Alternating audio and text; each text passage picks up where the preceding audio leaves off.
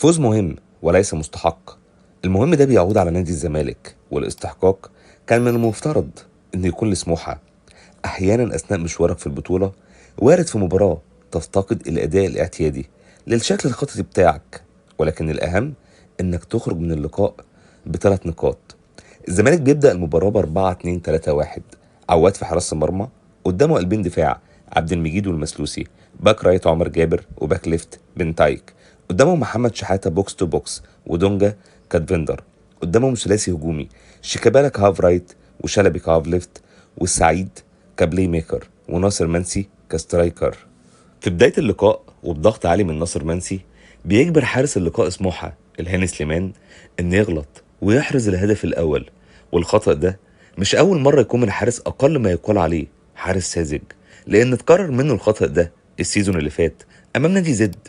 وبعد استقبال الهدف بنشوف هاي بريس بيحصل من سموحة، ولكن تقارب خطوط بين لاعبي الزمالك وبعضها كان قادر يمتص الضغط ده. وفي ميس باص من لاعب سموحة بيقطع الكرة بنتايك وبيسلمها لعبد الله السعيد.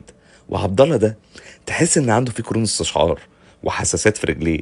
بيعمل لونج باص لشيكابالا هو وحارس المرمى في مكان مؤثر، ولكن الانفيرتد باك كانت كويسه عند خط ظهر لاعبي سموحه، وكانوا قادرين ان يفسدوا الهجمه.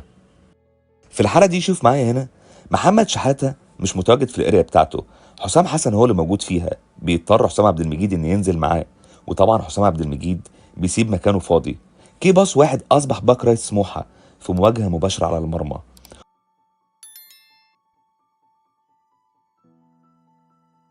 وفي خطأ ساذج من محمد عواد ورعونة كان ممكن يكلف الزمالك هدف، ولكن بيصحح الخطأ مرة أخرى. والوضع اللي بنشوفه ده بسبب غياب ناصر ماهر عن نص ملعب الزمالك، وافتقادنا عنصر مهم في مركز البوكس تو بوكس عبد الله السعيد، اللي هو أصلا النهارده بلاي ميكر.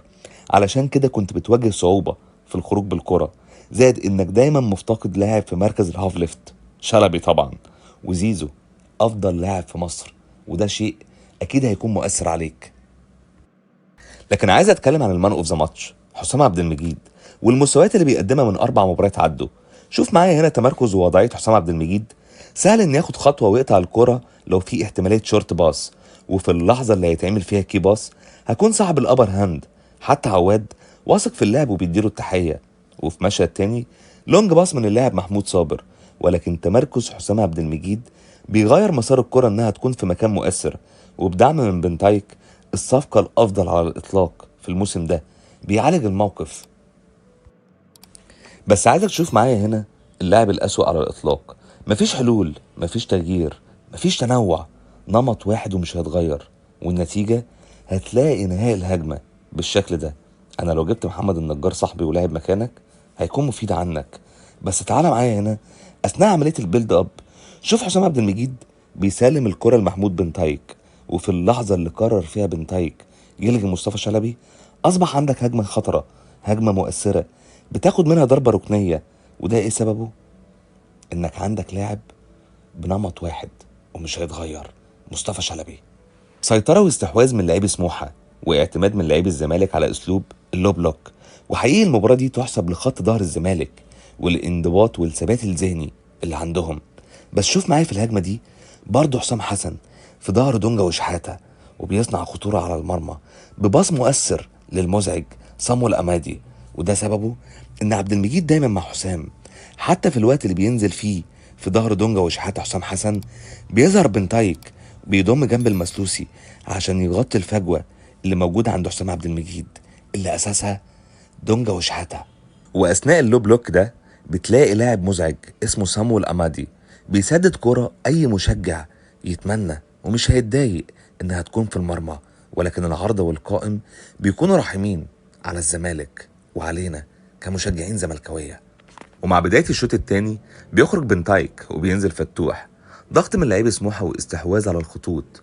وهكرر تاني، ده سبب نص ملعب الزمالك. وعلى فترات بنلاقي هجمات خطرة من لعيب الزمالك بصناعة فردية، لانك بتفتقد اسلوبك الخططي، وبيضطر ان يتدخل جوميز ويخرج شيكابالا وينزل ميشالاك، وانه يعتمد على اسلوب الكونتر اتاك.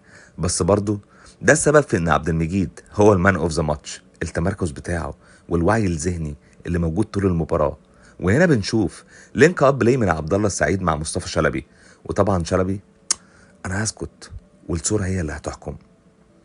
طيب شوف معايا المشهد ده، كان قدامه حلول افضل واسهل وهتصنع خطورة، ولكن شلبي لاعب حافظ مش فاهم. برضه هقولها، لو محمد النجار صاحبي لو كان موجود كان هيحقق اللي انت مش قادر تحققه. وتأتي الرياح بما لا تشتهي السفن على سموحة، والزمالك يحرز الهدف الثاني وينهي اللقاء. هيقابلنا فترة توقف الفترة اللي جاية لإعادة ضبط حسابات فنية كتيرة وعمل استشفاء للمصابين، لأن وجودهم هيكون مؤثر بشكل كبير. أما أنتم دمتم دائما وأبدا سيف ودرع لنادينا العظيم، أكبر قلعة رياضية في مصر، الزمالك.